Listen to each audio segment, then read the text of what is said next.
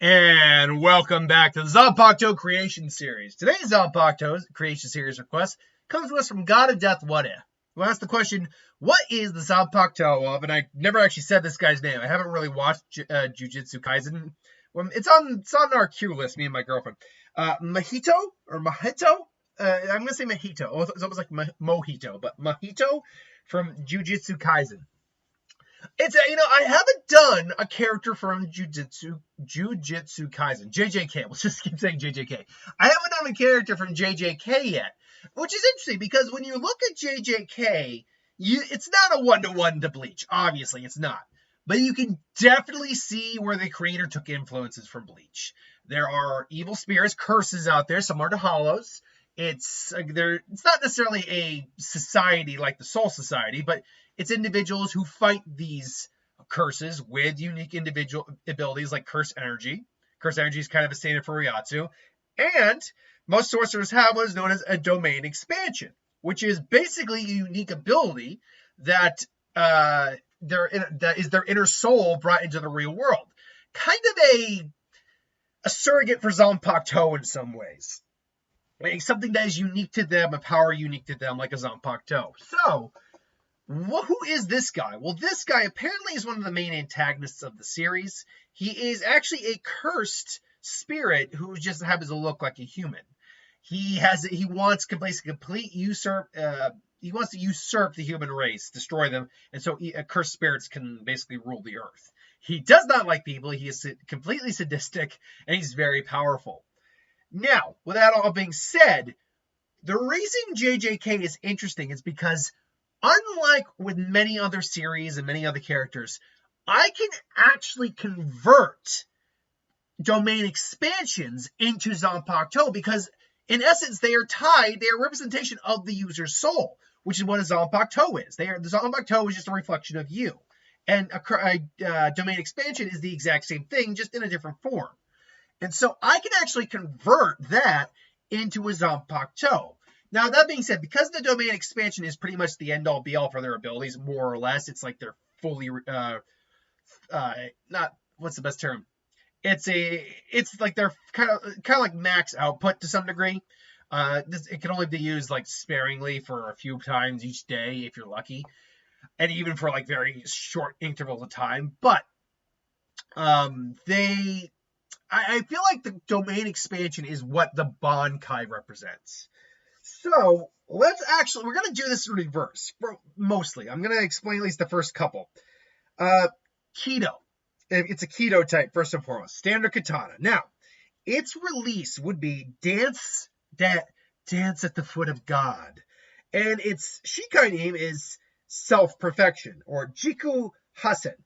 Its Bankai's name, which is the name of the domain expansion itself, is Jihei Endoka, or self-embodiment of perfection. The spirit would be a constantly malleable, shape-changing humanoid whose shape constantly changes just for whatever reason to adapt to whatever environment is currently going on. Inner world theoretically would also kind of look like that as well, although the inner world is kind of the domain expansion to some degree as well. Now, reversing this with what the Bankai is, this guy's domain expansion allows him to more or less manipulate souls, the body, the souls, everything in the area, manipulate his own body to untold degrees. Allows him to adapt his own body in any way, shape, or form he sees, grow extra limbs, extra curse energy, you name it, he can kind of do it, so long as it's within his body's limitation. And I'm going to actually get him up right now, so I actually have a firm explanation of what it can do. Just so I'm not, doesn't sound like I'm just a straight-out idiot here. So, I do sound like I'm a straight-out idiot here, but, see, I'm beating all the haters right now. I'm self-deprecating. You can't touch me. I already did it. That sounded wrong. Anyway, okay, so, yeah, his domain expansion. One second. Where is it? Domain expansion. Where are you? Oh, domain expansion. Self-embodiment of perfection. His expansion creates an environment where he is automatically connected with the souls of anyone inside and is capable of transfiguring them at will.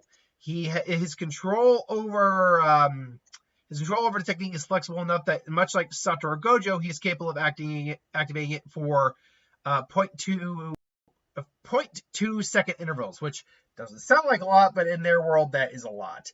And it's usually demonstrated like with these giant hands like engulfing him and engulfing other people inside.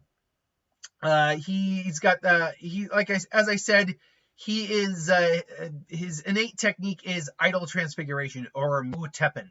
Technically speaking, that could have also been the Shikai's name. I could have easily just gone idle Mu Teppen and then do the Bankai name. In fact, for any other Jujutsu character, I probably would do that.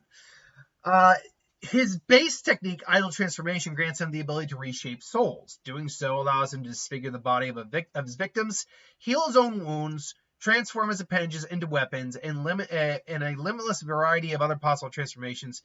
He can even create a clone that he may use idle transfiguration on himself, but not others. So I could just theoretically do a 1-to-1 where his Zanpakuto does that, but I think converting that into something that kind of does something. So here's my thought. I said I'm going to do a reverse, but let's start with the Shikai first. His Shikai honestly won't look any different, I don't think. Maybe it gets a little bit more jagged. Maybe it turns more, maybe it's like a sword with like a scythe hook on it, something like that. Maybe there's a minor change. But very simply, what this Zanpakuto does is it adapts. Every slice, every cut, it adapts. Now, there's a catch. It needs to be able to, the user, it needs to be able to survive the whatever attack comes. So, for example, if Aizen comes down and just slices him in half, the Zanpakuto couldn't survive all that Ryatsu or anything like that. But as long as the user survives and it survives, it can adapt. For example, if Ryujin Jika happens and the sword survives the one swipe, the attack from Ryujin Jika, it can adapt to the flames. Not necessarily having gaining an ability per se that adapt like it wouldn't get water abilities. It doesn't do that, but what it does is just kind of negates the ability or just is impervious to the ability. Now, I think the way to kind of not nerf this, but make this a good Shikai is that the user doesn't gain this ability per se. They might gain like a little bit of a buff, but they're not gaining like true immunity like the user is. The same thing would be for the massive sword strike. The blade gets chipped, it adapts, and it adapts to the strength of the first strike, and then goes from there. If you were to fight someone like Kenpachi, for example, Kenpachi would hit with the first strike, sword barely recovers, but then Kenpachi notices, oh, the sword can survive that strike this time, great. But then he comes in with a harder strike, the sword can't comprehend with that strike, and then adapts to that next strike. This Zanpakuto wouldn't have an inherent kill move, but what it would have is a specialty move, where if it for some reason nicks an opponent and absorbs some of their blood, it becomes completely immune to that opponent, theoretically speaking. It's got like a taste of the Ryatsu. Unless their Ryatsu, again, would be able to be completely overwhelming on them, and it would have to be a big disparity, the Zanpakuto would just completely clean through any ability they have. For example, if a good kind of scenario to test this against would actually be something like Respira from Baragon, which we know rots and decays anything. The Zanpakuto, theoretically, could be decayed down to nothing. However, if Mahito saw this ability first and foremost, and saw what it was going to do, he'd very simply just hit the blade, hit the Respira, and then snap part of the blade off. The blade would theoretically then reform and be immune to Respira after that. And then he could just literally block with his blade so long as the Respira is not touching him, and then cleave through the Respira and just tag Baragon. The Bankai is where you would actually see all the crazy shenanigans, where it's basically just about adaptation again, except now it's not just the Shikai that's adapting, or the sword that's adapting, which the sword kind of would do like a Byakuya thing where it disappears into the ground, the hands would come out. All the immunity the blade gained would go to the user as well. And then they would be able to manipulate their environment. In theory, again, so long as the user isn't overly, but that much stronger. Again, you're looking at their high tier individuals. The user would be able to even manipulate the souls, similar to actually Asashiro, I believe it's the 8th Kenpachi, Asashiro Soya, whose Bankai lets him just merge with the environment naturally. That's kind of how I see this Zanpakuto, except it's a little bit stronger than that. To a degree, it's a little bit stronger than that.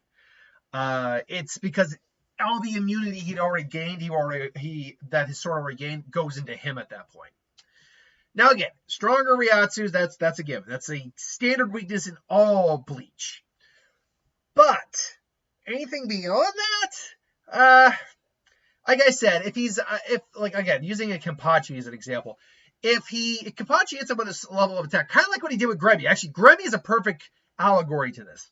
When he hit Gremmy the first time, Gremmy says, "My body's harder than steel. You're not going to be able to." Wow! It's just like it's because your body's harder than steel. To just tell me, I'll cut you like I was cutting steel.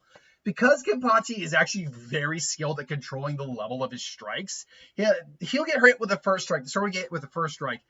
It either gets cut in half or gets massively damaged. But then it recovers. But if Kenpachi hits it again even stronger, it's got to recover again. It's not a set level of immunity. It's immune to whatever hit it the first time and didn't destroy it.